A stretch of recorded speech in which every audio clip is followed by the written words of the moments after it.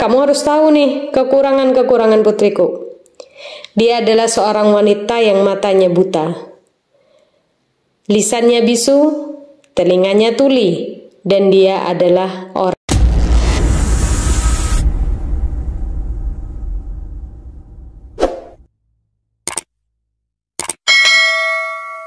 Bismillahirrahmanirrahim.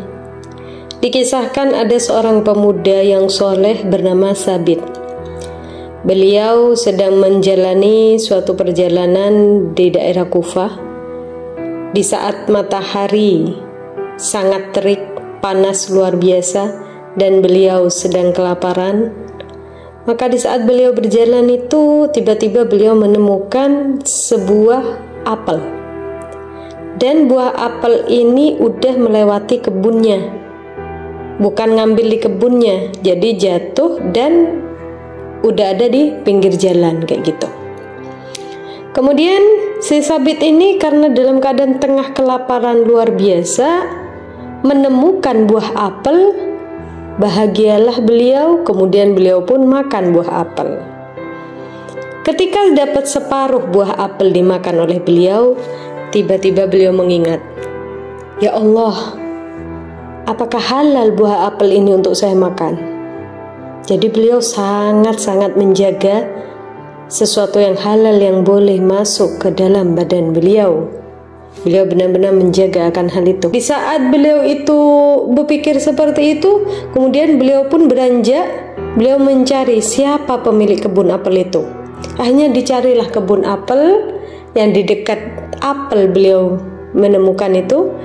Beliau menemukan seorang lelaki yang sudah sangat tua. Kemudian beliau permisi, assalamualaikum, mohon maaf, saya minta halal, saya minta ridho, saya udah makan nih buah apel, saya tadi nemu di pinggir jalan, saya nggak ngambil di kebun apel ini, saya pengen minta halal nih. Dalam keadaan beliau itu sangat-sangat sedih. Maka pemuda tua, lelaki tua yang sedang membersihkan kebun apel itu mengatakan bahwasanya saya ini hanya penjaga kebun apel ini bukan milik saya. Kemudian Sabit pun bertanya, lalu siapakah pemilik kebun tersebut? Maka di mana saya bisa menemui beliau, pemilik kebun ini?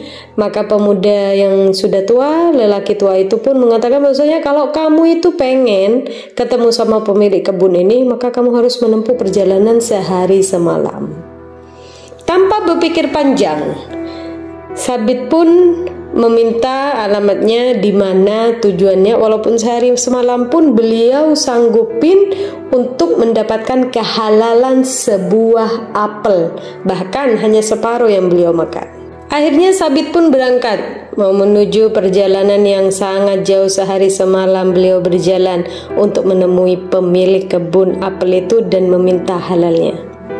Singkat cerita, setelah Sabit sampai ke rumah pemilik kebun, maka beliau pun bertemu dengan si pemilik kebun dan beliau mengatakan bahwasanya, wahai tuan, saya minta maaf tuan, saya ini waktu itu sedang berjalan dan saya tidak sengaja nih memakan buah apel, saya menemukan di pinggir jalan. Pada saat itu saya dalam keadaan yang sangat lapar. Saya nggak ngambil di kebun, akan tetapi saya ngambil di pinggir jalan. Saya minta halal nih, saya pergi ke sini minta halal, minta ridho sama engkau wahai tuan yang memiliki buah apel ini. Maka pemilik kebun tersebut mengamati Sabit.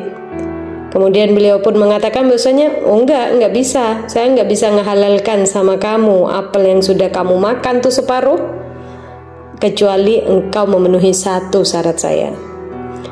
Mendengar perkataannya si pemilik kebun, si Sabit pun tidak berpikir panjang. Oh ya, apa syaratnya? Yang penting halal nih apel yang beliau makan udah separuh tadi. Kemudian pemilik kebun pun mengatakan bahwasanya kamu harus menikahi putriku. Akan tetapi kamu harus menerima segala sesuatu yang ada pada putriku. Kemudian si Sabit pun menyanggupi, ya saya mau, yang penting apel yang saya makan itu halal. Kemudian pemilik kebun pun mengatakan, sebelum menikah kamu harus tahu nih kekurangan-kekurangan putriku. Dia adalah seorang wanita yang matanya buta, lisannya bisu, telinganya tuli, dan dia adalah orang yang lumpuh.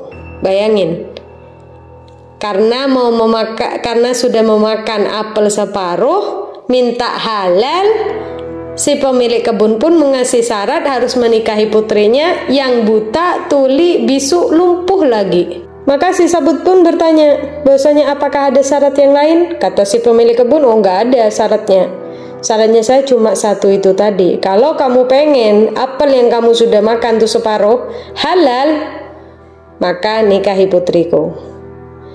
Si Sabit pun tidak berpikir panjang, beliau memikirkan makan apel yang separuh yang sudah masuk ke dalam perutnya supaya halal, maka beliau pun menyetujui pernikahan tersebut, menyetujui permintaan pemilik kebun untuk menikahi anaknya yang buta, tuli, bisu, dan juga lumpuh. Singkat cerita, menikahlah Sabit dengan si perempuan tadi. Kemudian ketika selesai ijab dan kabul, Sabit dipersilakan untuk masuk ke dalam bilik kamar untuk menemui istrinya. Sewaktu Sabit masuk ke dalam kamarnya, dia berpikir akan tetap mengucapkan salam walaupun istrinya tuli dan bisu. Jadi walaupun nggak dengar, nggak bisa jawab, ya tetap beliau akan mengucapkan salam karena malaikat yang akan menjawab salamnya. Maka ketika beliau itu masuk kamar, Assalamualaikum, kata beliau. Maka beliau pun kaget, ada seorang wanita yang menjawab, Waalaikumsalam. Sabit pun kaget, loh, katanya tuli, tapi kok dengar saya baca salam? Katanya bisu, tapi kok menjawab salam saya? Kemudian Sabit pun menghampiri istrinya dan mengulurkan tangannya. Maka si perempuan, si istri itu menyambut tangan beliau, kemudian mencium tangannya si Sabit. Maka ketika beliau disambut oleh istrinya, beliau kaget. Loh, katanya buta, tapi kok melihat beliau dan menyambut beliau? Katanya lumpuh, kok enggak apa-apa? Maka beliau pun kaget. Tidak sesuai dengan apa yang diucapkan oleh ayahnya yang mengatakan buta, tuli, bisu, dan lumpuh. Ternyata istrinya pun sangat sempurna. Ketika dibuka cadarnya si perempuan, istrinya merupakan perempuan yang sangat cantik luar biasa. Kemudian ayahnya menjelaskan, kenapa ayahnya mengatakan buta, tuli, bisu, dan juga lumpuh? Kata si ayah bahwasanya memang benar putriku itu buta dari hal-hal yang diharamkan oleh Allah Subhanahu wa taala. Putriku tidak pernah melihat hal-hal yang diharamkan oleh Allah Subhanahu wa taala.